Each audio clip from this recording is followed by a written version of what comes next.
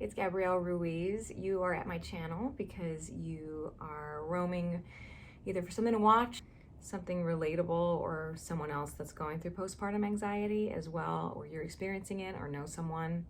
And I am going through it almost at 4 months postpartum. I also want to say that I'm not a doctor. I'm not in any way a nutritionist or an aspiring-ist to help with mental health or any kind of wellness in that way, but I'm just a mom. I'm a working mom, first-time working mom. If you hear lawnmowers, those are the lawnmower people in my neighborhood. And I am just going through it. I have been so inspired by so many other women sharing their stories. And I had a pregnancy during isolation in 2020 through 2021 in the spring. I have a wonderful baby. She's perfect, and she's just chill and copacetic and smiley and laughy. Mercedes is so much joy in our lives, and the anxiety is still there. It's still real. I didn't feel like I had postpartum depression present, surfaced in any way, like immediately following having Mercedes. But I am such a workhorse in the sense, like, it was such a challenge, to figure out breastfeeding, the nipple shield.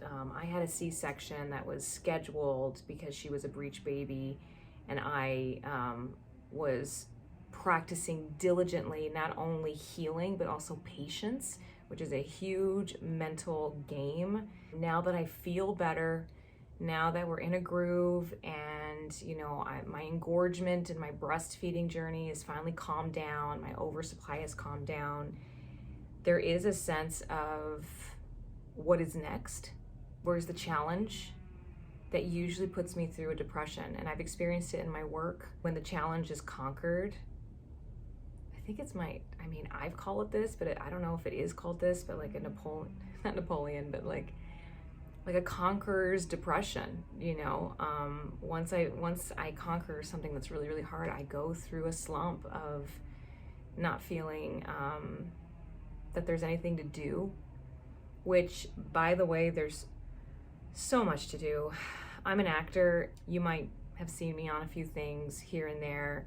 I am just catching up with, or at least I feel like I am, I'm catching up on the new next steps of Hollywood getting on its feet. Not for like celebrities that have projects like lined up for years, but like the working actor tier that is always actively auditioning to pursue monthly work. And that's me right now, but it's even more so like I feel like I'm behind with a lot of friends that have been able to, or a lot of colleagues that have been able to get started before, because Mercedes was born at the end of April. Things were picking up, vaccines were available. I'm not in any way out of work, but they come and go a lot, and it's just kind of making me feel left behind. My anxiety is physical feeling for sure. I know when I reach my peak of anxiety is when I feel numbness, like in my cheeks, and a lump in my throat. Like I can't really voice it. So thank you for letting me feel empowered and vulnerable all at the same time right now, to be able to just talk about it, because I think that's helpful. Do you guys hear that beeping? Construction workers decided to move in across the street for the next 3 years. And that's actually not what I'm anxious about. I live in Los Angeles, and I feel like I live in New York with the construction next door. I was like, great, now Mercedes is gonna be like living around construction. First of all, she's a baby, she doesn't care. All she cares about is getting fed and a clean diaper and some sleep, right? Just like make sure she feels safe and dry and she's not sick, right? So my anxiety is like really physically like numb in my face, here and here in my throat. So I'm really grateful that I can start talking about it. A lot of it does have to do with being in isolation, even if it's not as extreme as it was last year in 2020. I am very anxious all the time of who I come and encounter with, whether it be at the grocery store or whether it be for work. Like I just sang at the Dodgers game, I sang the national anthem, and a few people wanted to take photos with me, and they're like, you did such a great job, and I was like, thank you, with the mask on. You know, and then sitting there trying to have a good time, eating a chicken sandwich and having a beer because I was out with some, you know, and you know, Philip stayed home with Merck. The whole time I was just trying to, like literally forcing myself to enjoy myself, and that was just so frustrating. We were in the car, my 3 girlfriends and me, driving home, and I was like, man, I just want to like just keep driving. Like I just want to keep driving. Not that I don't want to go home and avoid like Philip and Mercedes and my dog. Like my family is wonderful. It's just like I just want to feel like the wind back on my face. And, you know, we're not in a place to just leave Los Angeles and abandon like the work that is coming in and just like escape to Pennsylvania where Philip's family is, or go visit family, because, you know, the numbers are really high here. It's like August 19th when I'm recording this. I have to be careful because every choice I make to feel a little relaxed does have a little bit of anxiety, or a lot of anxiety attached to it.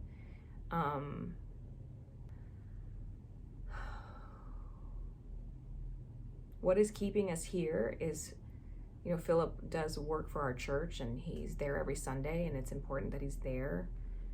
I'm grateful for that work. I'm grateful I can go to his office sometimes and work there and take Mercedes with me. And, you know, since it's a church building, there's a nursing mother's room and a changing table, and, you know, it feels like we have a lot of space there, and our dog Leela can run around. So there's that to be able to be grateful for. It's just, you know, we don't live around family, and I don't know if any of you feel or have any tips when it comes to not living around family, but in these pandemic times, I don't feel like I can put my other friends' circles, inner circles that involve their family at risk, because Philip is part of a church that is, the doors are open and masks are worn, but at the same time, you know, he's around people all the time, and maybe one visitor can just, you know, ruin our quarantine health protocols without even knowing it, or someone that we know. And so, and I know everyone, you know, has their prerogative of how they are seeing people and how they're being careful, and some people are traveling. When it comes to traveling, I traveled at 7 weeks postpartum for a job that I just couldn't pass on it. It's for PBS Wicked in Concert. I was one of the celebrities that got to sing a duet with Amber Riley. It was fantastic. Donna Lynn Chaplin, my other friend, says, listen, when you get that baby, you get that work. Like, it's just this like Murphy's Law that, you know, baby begets work. And as much as I was nervous that I wouldn't get work, or I'd be like swallowed up being a mom, I wouldn't have time.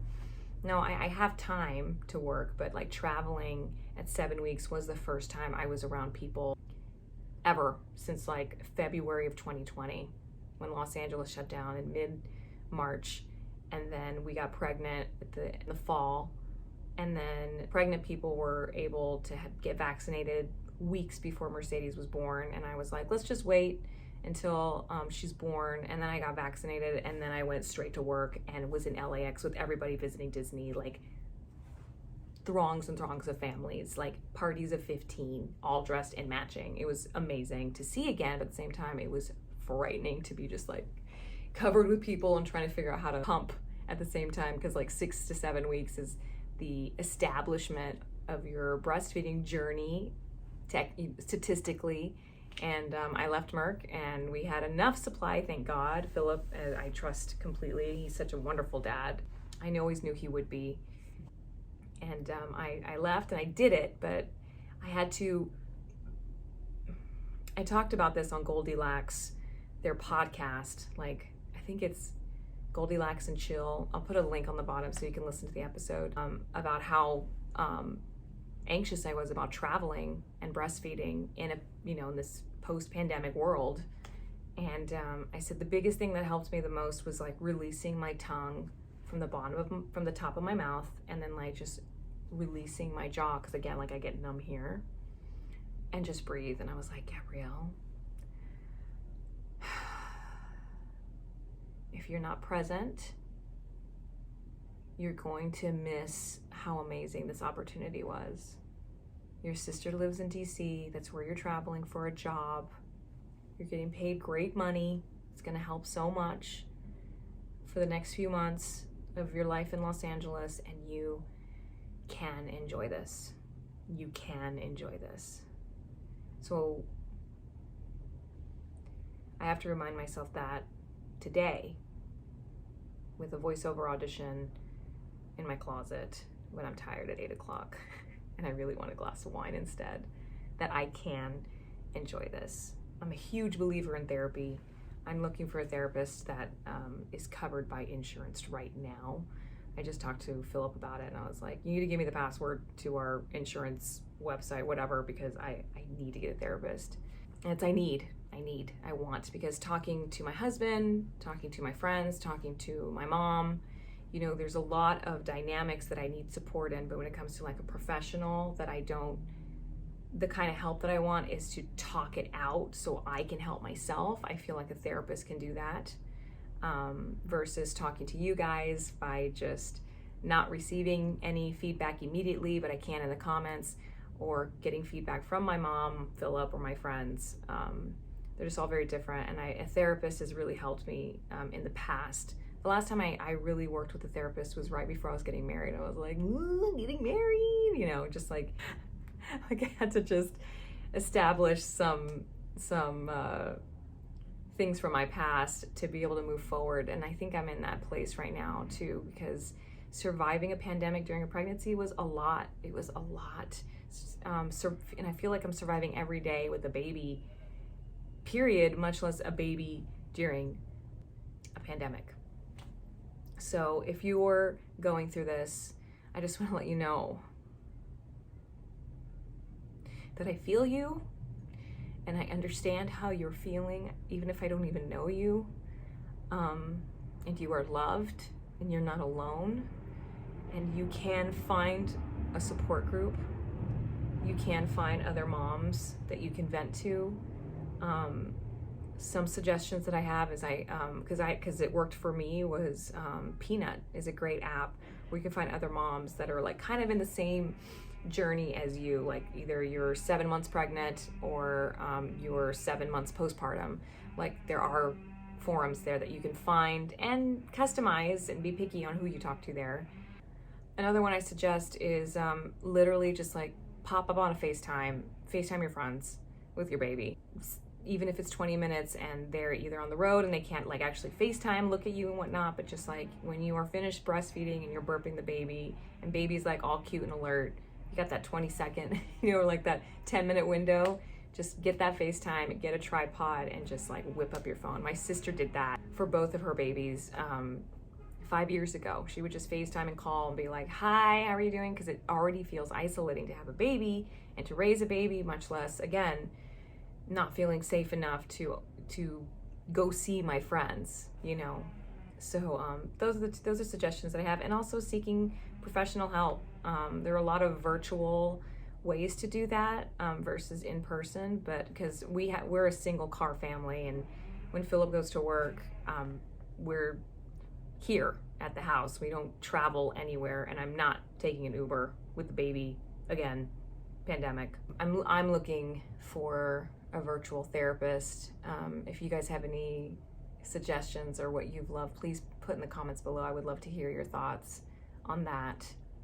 So again, I'm Gabrielle. I am a working actress and a first-time working mom, and also an arts advocate. I'm a huge arts education person, and I'm so glad you found this episode on my channel of me talking about my postpartum anxiety journey, because it's real. It should be talked about. I already feel better instead of just me sitting here and thinking my thoughts. So thank you for being a part of this. Thank you for putting some comments below or some just words of encouragement, because whenever I give people words of encouragement, it actually ends up encouraging me because I'm able to feel not so alone. So I hope you feel loved today. I hope you can reach out to a friend or a family member and not feel alone if you do. And I wish you just a wonderful, wonderful journey wherever you are in it.